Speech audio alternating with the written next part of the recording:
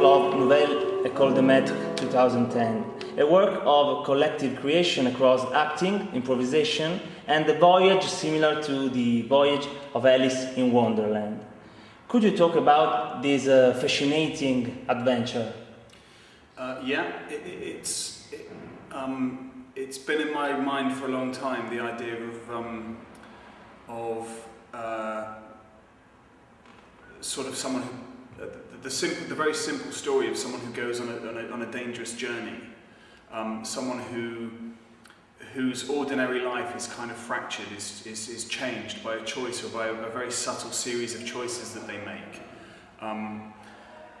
I was interested, I suppose, in the kind of need that many people have these days to want to experience something extraordinary, whether that's fame or fortune or something other than their ordinary lives.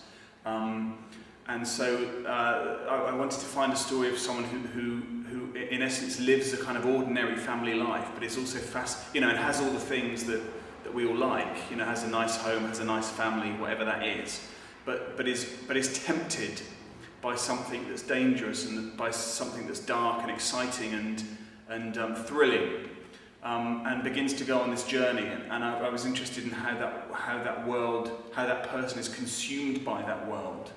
And so I wanted to find a way of somehow structuring a starting point for that story.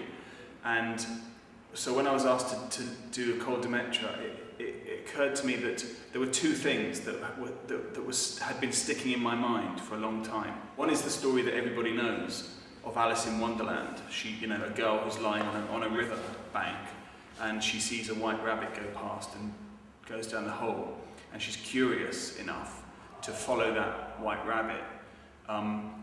And so this was a story that I was interested in because I think for me it connects with an interesting idea that in all of our lives there are the choices that we make, but there are also the choices that we don't make, and some of those are quite dangerous. And I think within all of us there's a darkness, there's a danger, the possibility that we could be bad or do something bad.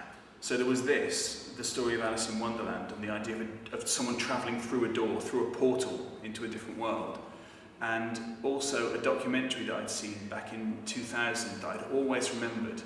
And it was the story of a young British woman who travels to America to become a porn actress. And she considers that everything she does is her free choice. But the documentary shows that every step of the way,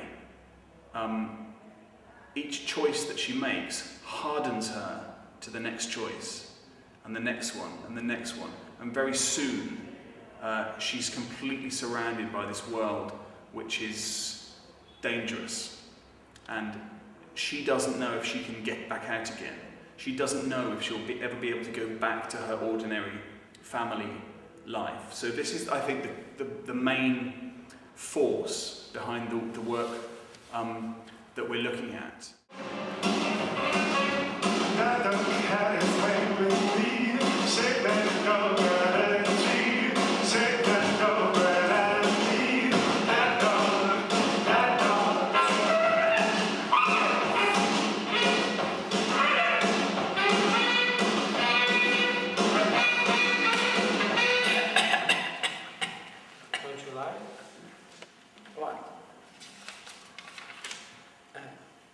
Kat's going to tell us about the mushroom.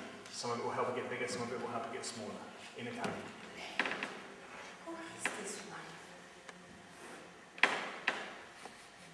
one? You are the artistic director of the Vanishing Point Theatre Company, which you founded in Glasgow in 1999. What do you consider the most important mission of an artistic director?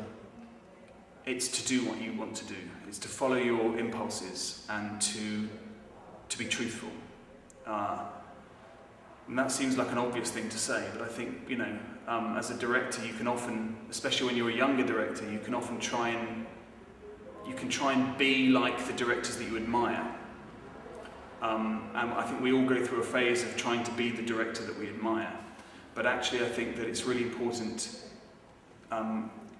to know or to discover your own voice, and to just to follow your instincts and to follow your intuitions, because in the end I think it's, you know, I'm the one in the privileged position to be making those decisions in the end, so I have to embrace them. So for me it's very simple to try and be truthful and to try and follow, to do what you want and not what you think you should do. Robert Wilson said once, he said something like, if you're making a piece of theatre, you should think about all the things that you should do, and then you should do the opposite. And I think that's really good advice. Well, I suppose the starting point for me, one of the most important things are these pictures here, which are by one of my favourite photographers called Gregory Crewdson, and this is from a collection of his work from 1985 to 2005. And what I love about them is that he stages the photographs, so they're obviously not real. He creates them almost like theatrical stage sets or film sets, and then he lights them in a particular way, and he places the actors in a particular way. I suppose what I love is that each, for me, you can't see it in these ones, but in the book you get a better impression, is the colour and the richness and the atmosphere of the photographs is something that I'm just completely fascinated by, and I feel like I want to just dive into these worlds, and I can imagine my own, in each of these images I can imagine my own story.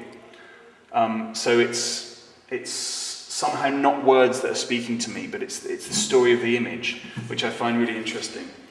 Also for me, these photographs show a kind of a family life, a home life that's familiar to a lot of us, but they capture something dark and brooding beneath the surface of that family life.